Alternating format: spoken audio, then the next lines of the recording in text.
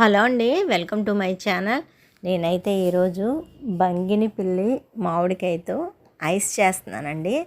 చాలా సింపుల్, అలాగే ఎందుకనో తినాలనిపించింది, అందుకనే ఈ ఐస్ అయితే చేస్తున్నాను. ముందైతే ఒక మామిడికాయ తీసుకుని దాన్ని చెక్కు తీసి కడిగి ముక్కలుగా కోసుకొని మిక్సీలో వేసుకొని ఒక కప్పు పాలు, ఒక కప్పు పంచదార, ఒక కప్పు ఐస్ ముక్కలు వేసి మిక్సీ వేసుకోవాలండి. మిక్సీ వేసుకున్నాక దాన్ని వడపోసుకోవాలి. వడపోసుకొని వీలైనంత పల్చగా చేసుకోవాలి. అలాగే మళ్ళీ వాటర్ పోసి మనం పల్చగా చేసుకున్న తర్వాత మళ్ళీ ఒక గిన్నె పంచదార వేసుకోవాలండి. మొత్తం 2 గిన్నెలు పంచదార అయితే పడుతుంది. లేదు ఇంకా మాకు తీపి తినాలి, ఎక్కువ ఉండాలి అనుకుంటే మీరు ఇంకొంచెం పంచదార వేసుకోండి. నేనైతే కూలింగ్ నీళ్ళే పోసానండి, మీరు కూడా కూలింగ్ నీళ్ళే పోయండి.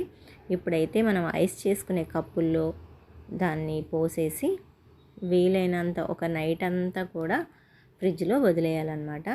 బ్యాలెన్స్ ఇంకా కొంచెం జ్యూస్ ఉంది కదా, అందుకని గ్లాసులో పోసి ఫ్రిడ్జ్లో అయితే పెట్టానండి ఐస్ ముక్కలు వేసుకుని. ఎందుకంటే పిల్లలు కావాలన్నప్పుడు తాగుతారని. అసలు ఈ టైప్ చేస్తే చాలా బాగుంటుంది. అలాగే రసంకాయతో కూడా చేసుకోవచ్చు అనమాట.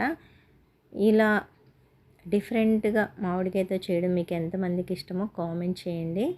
నాకైతే అప్పటికప్పుడు ఆలోచన వచ్చింది తినాలని చెప్పి, అందుకని చేస్తానన్నమాట. ఇప్పుడైతే ఐస్ అయితే తీస్తున్నానండి. చల్లగా ఉంది కాబట్టి గబుక్కుమని వచ్చినప్పుడు ఒకసారి పైన పుల్లలు వచ్చేస్తాయి. అందుకని కొంచెం వాటర్ పోసుకొని ఒక 10 నిమిషాలు ఆగి తీసుకుని తింటే అదిరిపోతుంది. మీకు ఎంతమందికి ఇది నచ్చిందో కామెంట్ చేయండి.